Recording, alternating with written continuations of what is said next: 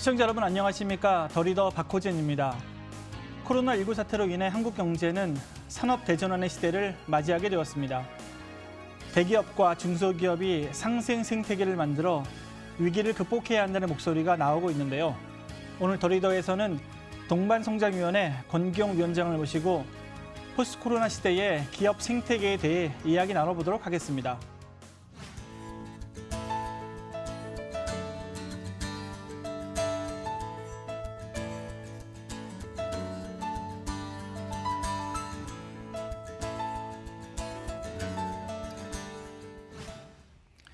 위원장님, 바쁘신데 자리해 주셔서 고맙습니다. 아유, 예, 감사합니다. 네. 먼저 시청자분들이 혹시나 동반성장위원회를 잘 모르시는 분들도 있을 테니까 이 출범 배경하고 주요 사업에 대해서 좀 말씀 부탁드립니다. 예, 동반성장위원회는 2010년 연말에 발족을 했습니다. 2008년에 잘 아시다시피 세계적인 금융위기가 있었죠. 네. 그 여파로 사회 각계각층의 양극화가 심화가 됐습니다.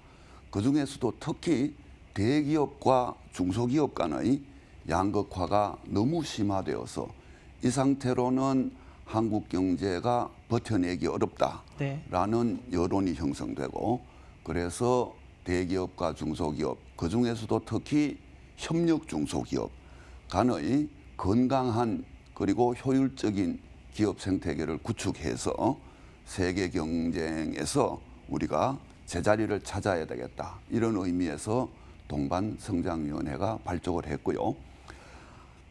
법적 성격은 민간기구입니다. 네. 그러나 법에 의해서 설치된, 그리고 몇 가지 의무가 부과된, 말하자면 법정 민간기구, 이렇게 이야기할 수 있겠습니다. 법에서 동반성장위원회에 부과한 미션은 크게 두 가지입니다. 네. 대기업들을 대상으로 협력 중소기업과 얼마나 상생 협력을 잘 하고 있는지 평가해서 네. 공표하는 일, 동반성장 지수의 산정 및 공표 업무입니다. 그다음 하나는 중소기업이 영위하기에 적합한 업종인데도 불구하고 대기업들이 너무 무분별하게 진출해서 자영업자, 소상공인 등등의 생계가 곤란하게 하는 이런 현상을 좀 줄이기 위해서 중소기업 적합 업종을 지정하는 일, 법적 표현으로는 지정은 아니고요, 합의를 권유하는 일입니다만은 네. 실질적으로 받아들이기는 지정이다, 이렇게 많이들 받아들입니다. 그 다음에 이제 위원회에서 민간 분야에서 동반성장 문화를 확산하기 위해서 네. 필요하다고 생각하는 일을 의결해서 집행할 수 있게 돼 있는데요. 제가 2년 반 전에 이 일을 맡고 지금 역점적으로 추진하고 있는 일은 임금 격차 해소 운동, 네. 그리고 지방자치단체들과 함께하는 혁신성장 투어, 그 혁신성장 투어의 온라인 버전이라고 할 수 있는 혁신기술 구매 상담회, 네. 이런 것들이 핵심적으로 하고 있는 일들입니다. 위원장님, 방금 이제 말씀하시면서 대기업과 계속 진행한 사업 중에서 혁신 주도형 임금 격차 해소 운동, 그러니까 이게 예. 임금을 줄이는 거죠. 예. 이 사업에 대해서 좀 자세히 얘기 좀 해주시죠. 한 나라의 동반 성장이 잘 이루어지고 있는지 아닌지를 나타내주는 별도의 지표는 없습니다. 그러나 그 나라의 대기업과 중소기업 간의 임금 격차 수준이 어느 정도 벌어져 있느냐를 네. 보면은 그 나라의 동반 성장 수준을, 상생 협력의 수준을 가늠해 볼 수 있다, 이렇게 생각합니다. 물론 당연히 그 격차가 크면 클수록 동반 성장이 잘 안 되고 있다라는 말이겠죠. 그래서 임금 격차 해소라는 것은 그 자체만의 의미가 아니고 동반 성장을 더 진전시켜보자라는 차원에서 무언가 목표점이 있어야 되겠기에 네. 임금 격차를 해소해보자라고 해서 대기업과 그 대기업의 그 생태계를 구성하고 있는 중소기업 대표 그리고 저희 동반성장위원회 이 3자가 협약을 체결하는 형태로 운동을 전개하고 있습니다. 협약의 내용은 크게 필수적인 내용과 선택적인 내용이 있는데요. 필수적인 내용은 단가 지급, 대금 지급의 합리성을 확보하자라는 네. 겁니다. 대금 제대로 주기, 정확하게 주고 합리적으로 산정해서 주고 또 너무 끌지 말고 제때 주고 가급적이면 상생결제의 방식으로 주고 뭐 이런 것들입니다. 이거는 선언적인 것입니다. 그렇게 하겠다라는 선언이고 그다음에 이제 선택 영역에 가면은 크게 뭐 두세 가지로 나누어지는데요. 임금 격차 해소 운동이니까 임금을 직접 지원하거나 또는 임금은 아니더라도 중소기업의 복리후생 지원을 직접 하거나 이런 분야가 하나 있고 그다음에는 많은 중소기업들이 자금난을 겪고 있거든요.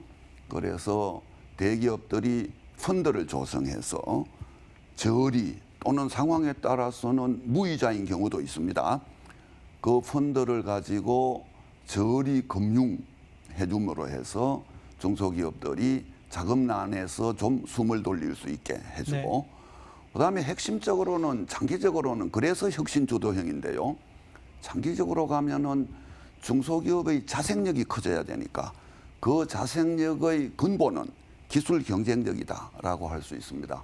그래서 대기업과 중소기업이 함께 기술 경쟁력 강화를 위한 R&D 투자도 하고 공동 개발 사업에 나서서 성과가 나면은 그 성과를 대기업과 중소기업이 서로 나누는 성과 공유 차원에서 여러 다양한 프로그램들을 진행하겠다 이런 약속인데요.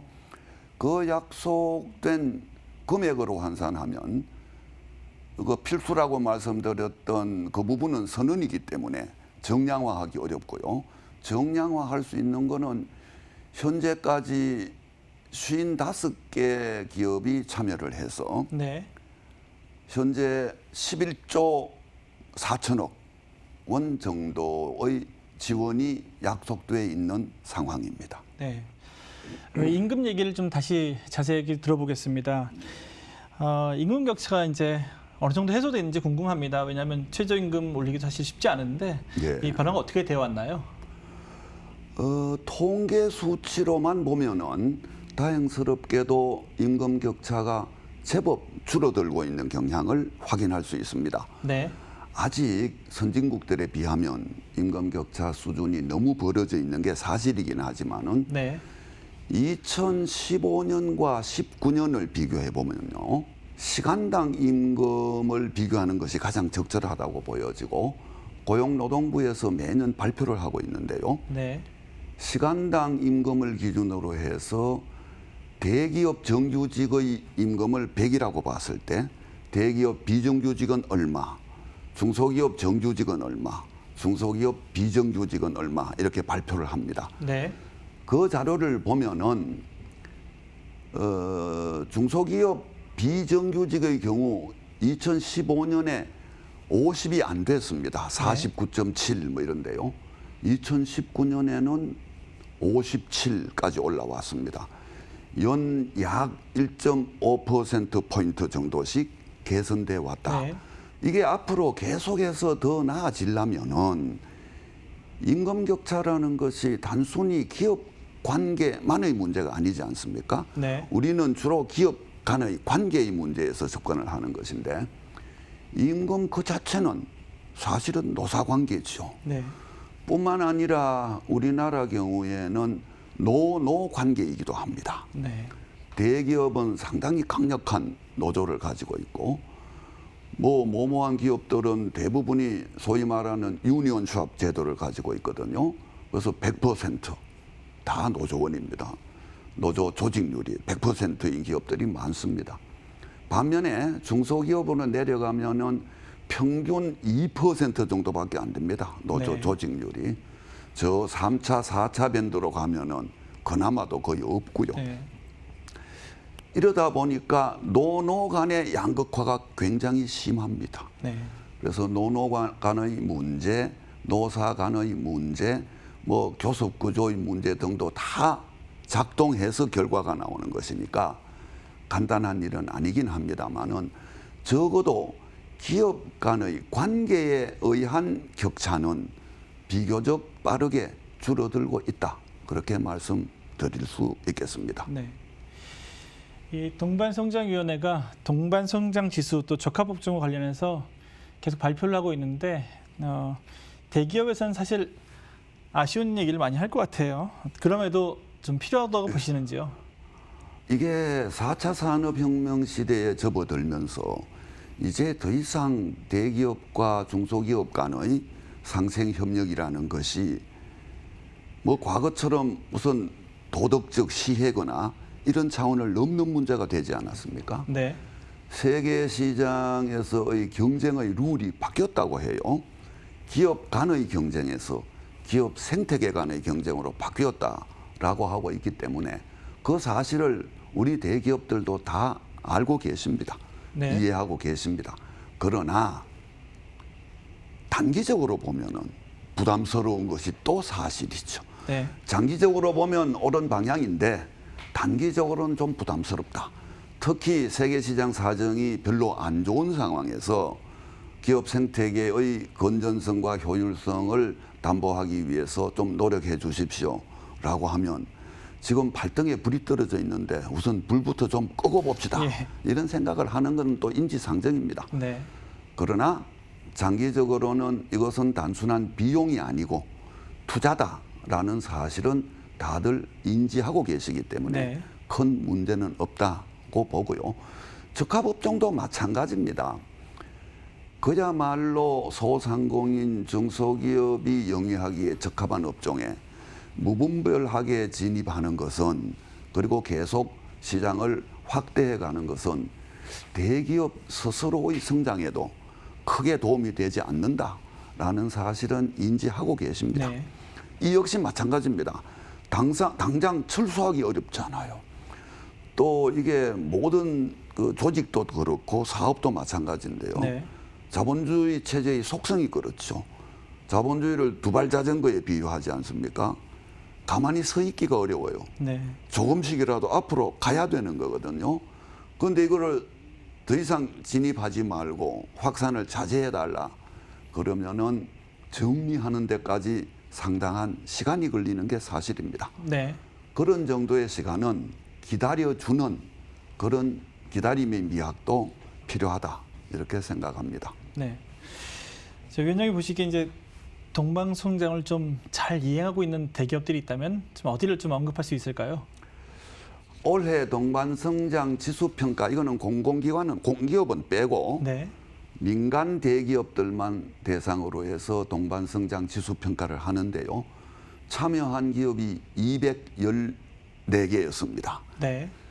그중에 35개가 최우수 기업으로 선정이 됐고 그중에 20개는 3년 연속 최우수 기업이 되어서 소위 말하는 명예기업으로 네. 추대받은 기업입니다. 이런 기업들은 약간씩의 그 규모의 차이는 있지만은 다들 동반성장을 위해서 최선을 다하고 있다 말씀드릴 수 있고요. 이런 기업들에는 다들 전담 부서가 있습니다. 네. 그것이 동반성장 지수 평가의 제일 큰 성과가 아닌가 싶은데요. 전담 조직이 있다라는 것은 그만큼 그 전담 조직이 동반성장 업무만을 하기 때문에요. 동반성장을 위한 다양한 형태의 개발도 하고 프로그램도 진행하고 하면서 점차적으로 더 나은 상생협력의 분위기를 창출하고 있다 스스로 이렇게 말씀드릴 수 있겠고요. 내용을 혹시 물으신다면 네. 대체로 이 기업들은 다들 하고 있는데요. 중소기업들에게 경영상의 애로가 무엇입니까? 라고 물으면 옛날이나 지금이나 1번이 자금난입니다. 네. 두 번째 인력난, 네. 세 번째 판로가 없다. 그다음에 네 번째는 기술 개발 좋은데 우리 스스로 기술 개발을 할 수 있는 능력이 모자란다. 네. 이런 것들 아닙니까? 여기에 대기업들이 다 착목해서 적어도 자신들의 협력 중소기업이 그 애로들을 드는데 도움이 될 수 있도록 노력하고 있다. 이런 정도의 말씀을 드리겠습니다.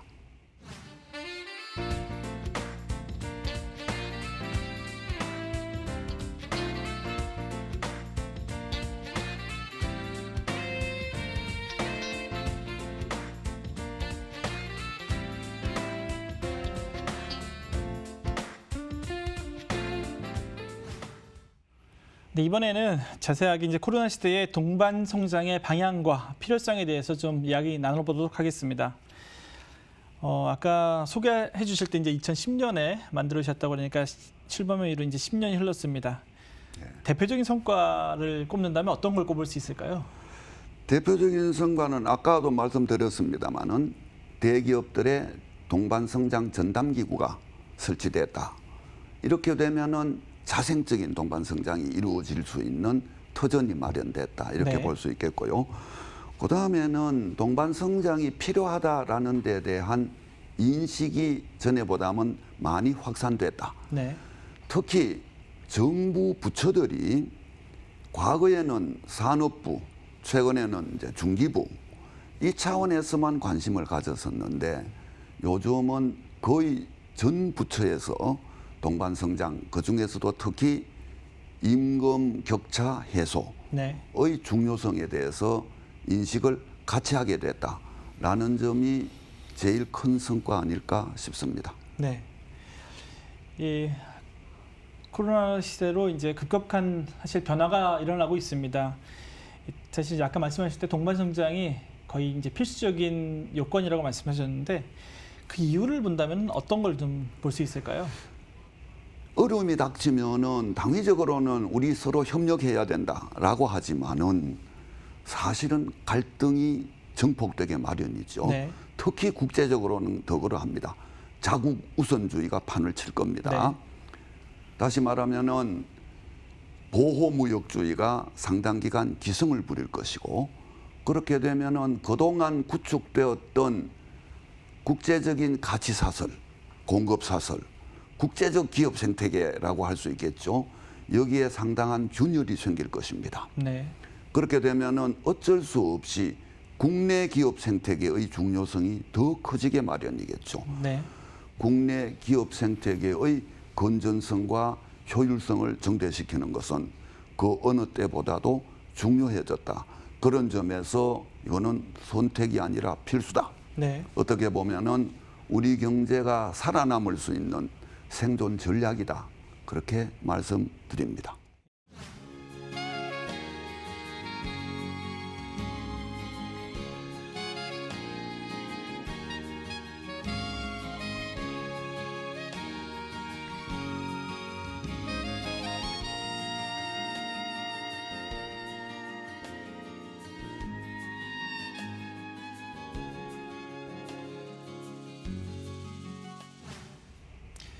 네, 이번에는 동반성장위원회의 향후 계획과 비전에 대해서 자세하게 말씀 나눠보도록 하겠습니다. 예. 위원장님 이제 임기가 1년 6개월 정도 남으셨습니다. 이제 5기 위원장으로서요. 예, 뭐 6개월 채 안 되겠네요. 네, 예. 하시고 싶은 사업들이나 정책들이 있으실 거라 생각되는데 혹시 어떤 걸 좀 구상하고 계신가요? 좀 더 적극적이고 자생적인, 자발적인 상생 문화를 창출하는데 네. 우리가 더 큰 기여를 할 수 있었으면 좋겠다. 그런 생각을 합니다.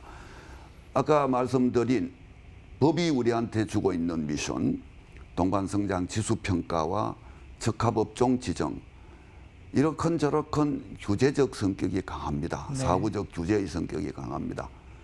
이것을 좀 넘어서서 상호 간에 윈윈할 수 있는 그런 어떤 협력 체제를 구축할 필요가 있겠다.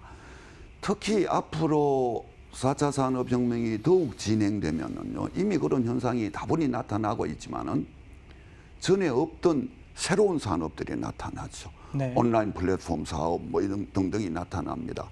그럼 기존과는 다른 형태의 신구 산업 간의 갈등들이 나타날 거예요. 네. 이것을 적합업종 방식으로 규제하는 데는 한계가 있습니다. 그래서 어떻게 하면은 윈윈할 수 있을까? 네. 갈등 해소의 민간 차원에서의 조정자 역할, 중재자 역할을 할 수 있는 방법을 좀 찾아보고 싶습니다. 이 포스트 코로나 시대에 이 정부의 동반 성장 역할 정책에서도 이제 좀 봐야 될 것 같은데 정부의 역할은 좀 잘하고 있다고 보시나요? 어떻습니까? 이런 점에선 그 인식 자체는 아주 잘 됐다라고 생각합니다. 중소기업과 대기업이 함께 가지 아니하면 더 이상 우리에게 전망이 없다라는 강한 인식을 가진 것에 대해서는 네. 맞다라고 이야기하고 싶은데, 다만 이제 그 진행 방법에 있어서는 부족한 점들도 많습니다. 아직도 관계에 지원하고자 하는, 관계를 육성하고자 하는 네. 차원보다는 직접적인 지원을 통해서 중소기업들을 육성하고자 하는, 그것도 필요합니다, 당연히. 그런데 조금 더 대기업과 중소기업 간의 관계에 착목된 정책들을 많이 발굴해 주면은 그것이 더 큰 시너지를 낼 수 있을 것이다. 네. 그래서 기업 지원이 아니고 기업 생태계 지원으로 좀 더 강하게 턴해 줬으면 좋겠다, 이런 생각을 합니다. 네. 마지막 질문 좀 드리겠습니다. 시청자분들께 뭐 이렇게 하시고 싶으신 말씀 한 말씀 해주시죠. 시청자분들께요. 예, 시청자분들 일반적으로는 동반성장이 무엇인지 제가 이 정도 설명을 드려도 잘 이해하지 못하실 경우가 많을 겁니다. 근데 이게 생각해 보면은 사실 사람 살아가는 이 사회에 분야마다 본질은 거의 같거든요. 네. 그래서 과거에는요, 대부분이 농민이었던 과거 시절에 형편이 안 되니까 맏아들 하나 대표 선수로 대학 보내고, 네. 둘째 아들은 아버지 도와서 농사 짓고, 첫 딸은 어디 공장에 취직해서 남동생 뒷바라지하고 이러지 네. 않았습니까? 이제는 그런 걸로는 더 이상 전망이 없다. 그게 바로 동반성장이다. 가족 모두의 전반적인 능력이 향상되어야 되지, 맏아들 하나에 기대해서 그 가족 전체가 성장할 수 있던 시대는 갔다. 네. 스포츠도 마찬가지 아닙니까?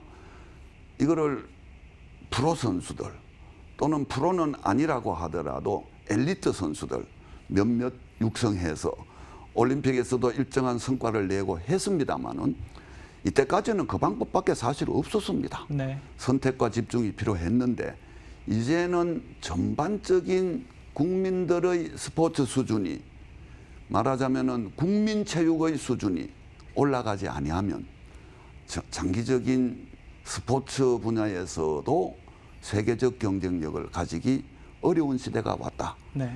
그렇게 비유적으로 이해하시면은 좀 더 이해가 쉽지 않을까 싶습니다. 그래서 같이 가면은 오래 갈 수 있고요. 혼자서 쫓아가면은 당장은 성과가 날지 모르지만은 장기적 성과는 안 난다. 그것을 기업 관계에 연결시켜 보면은 아마 이해가 좀 빠르시지 않을까, 이런 생각을 해봤습니다.